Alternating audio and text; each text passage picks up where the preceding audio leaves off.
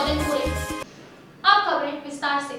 Shivpuri police अधीक्षक राजेश सिंह चंदेल के निर्देशन में फरार वारंटियों की धरपकड़ अभियान तेजी से चल रहा है। नरगढ़ थाने में नवपदस्थ थाना प्रभारी मनीष शर्मा की पुलिस टीम ने पिछले 6 माह में डकैती के 2000 रुपए के इनामी आरोपी को गिरफ्तार कर जेल भेज दिया है।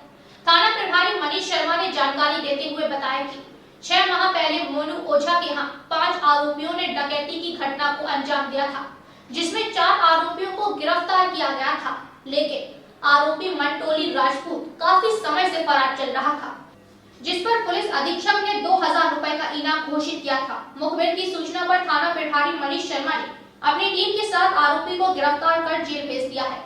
ये सितंबर माह में, सितंबर 2020 में नरवर में ही श्री मोनू ओझा के यहाँ पर एक डकैती की घटना हुई थी, जिसमें करीब 5 लोग थे, 4 गिरफ्तार हो चुके थे। ये मंटोली राजपूत निवासी थरखेड़ा का है, थाना अमोला लगता है, और ये काफ़ी समय से फरार चल रहा था तभी से, और इस पर श्रीमान पुलिस अधीक्षक महोदय शिवपुरी द्वारा 2000 रुपये का इनाम घोषित था। तो सर इसमें कौन सी धाराएं? इसके ऊपर 394, 11/13 एमपीडीपी के एक्ट, ये धाराएं इस पर हैं, और ये काफ़ी समय से इसकी गतिविधियां संदिग्ध भी थीं, और मुखबिर ने सूचना दी तो कल हमने इसको रात्रि में पकड़ लिया है। सर इस पे और डकैती साबित हुई है? नहीं, अभी तो पूछताछ कर रहे हैं, क्या स्थिति निकलती है उसके बाद बता पाएंगे। मध्य प्रदेश टीकमगढ़ जिले के जतारा में सागर संभाग के कमिश्नर मुकेश शुक्ला ने क्षेत्र का भ्रमण किया और विभागों का निरीक्षण कर हकीकत जानी। इसके साथ ही 1.5 करोड़ के घोटाले के मामले में जनपद पंचायत सीईओ पर कार्रवाई करने के संकेत भी दिए, और उन्होंने कहा कि सबूत एकत्र किए जा रहे हैं, जल्द ही जनपद पंचायत सीईओ के ऊपर ठोस कार्रवाई की जाएगी। उन्होंने सामुदायिक स्वास्थ्य केंद्र के निरीक्षण के दौरान अस्पताल में बेहतरीन सुविधा लोगों को उपलब्ध कराए जाने की बात कही।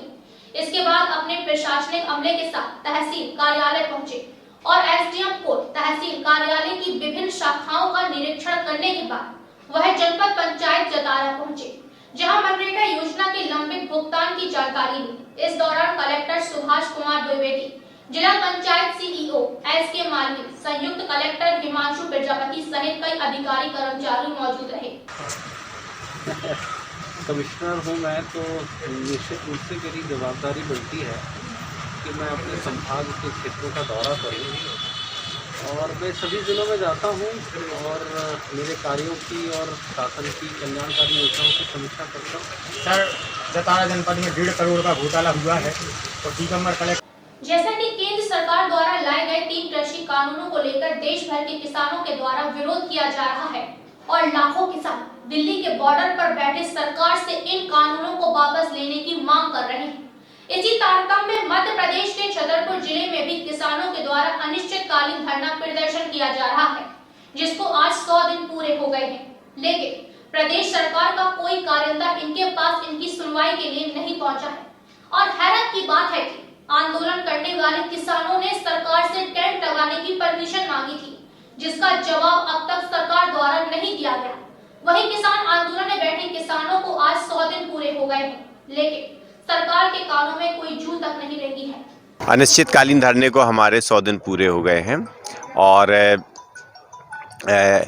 दरअसल हमारा केंद्र के जो कृषि कानून लेकर आई है, उससे किसान पूरी तरह तबाह हो जाएगा, और देश में महंगाई जो है वो बढ़ जाएगी, बहुत बड़ी मात्रा में बेरोजगारी भी बढ़ेगी, और इसी को लेकर किसान और पूरे देश में आंदोलन चल रहे हैं। छतरपुर में भी इन्हीं सबके विरोध में आंदोलन चल रहा है। आज हमारे आंदोलन को 100 दिन पूरे हो गए हैं। क्या लगता है आपको कि जो आज सुन रहे हैं छतरपुर में 144 धारा लग गई, तो क्या किसान आंदोलन की उसका कुछ कारण है? क्या किसान आंदोलन इस स्थिति में चालू रहेगा या जारी रहेगा? देखिए, सरकार जो है, ये सरकार कॉरपोरेट की पूरी तरह से गुलाम बनी हुई है, और ये आंदोलन सरकार को ये नहीं था कि इतना किसान समझ जाएगा बिलों को, और कानूनों की जो सच्चाई है वो किसान के सामने आ गई है। किसान पूरी तरह से इसके खिलाफ लड़ रहा है। सरकार घबराई हुई है, सरकार इसे बदनाम करने की प्रक्रिया अपना चुकी है और जाति में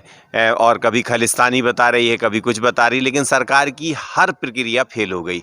अब वो कोरोना की आड़ में, जबकि आप देखिए कि छतरपुर ज़िला जो है अभी सरकार के खुद के उन्होंने गाइडलाइन जो बनाई है, सरकार ने खुद की जो सूचना दी हुई है उसमें 8 ज़िले जो है 7 ज़िले जो है वो खतरे वाले हैं, उसमें छतरपुर का नाम कहीं नहीं है। लेकिन यहाँ भी कर्फ्यू इसलिए लगाया गया है क्योंकि यहाँ किसानों का धरना चल रहा है और छतरपुर ज़िला में सबसे पुराना, मध्य प्रदेश में सबसे ज़्यादा दिन हो गए 100 दिन, ये धरना यहाँ छतरपुर में चल रहा है। और मैं यही कहना चाहता हूँ कि बीजेपी की सरकार निकम्मापन दिखा रही है, गरीबों मजदूरों किसानों का शोषण हो रहा है। जो कृषि कानून जो लाई है ये जनहित में नहीं है। क्या चाहते हैं आप, कानून वापस हो? हम ये चाहते हैं कानून वापस होना चाहिए, वो जनहित में नहीं है। जो आज से ये व्हाट्सएप पे खबर चल रही है कि धारा 144 लगा दी गई है छतरपुर में कोरोना को लेकर, क्या ये सही है? अभी पेपर में तो नहीं आया, ये सरकारी पुष्टि नहीं हुई है। अगर ऐसा होता भी है तो ये किसान आंदोलन जारी रहेगा। बाकी अब ये है कि जो नियमों का पालन करते हुए जारी रहेगा।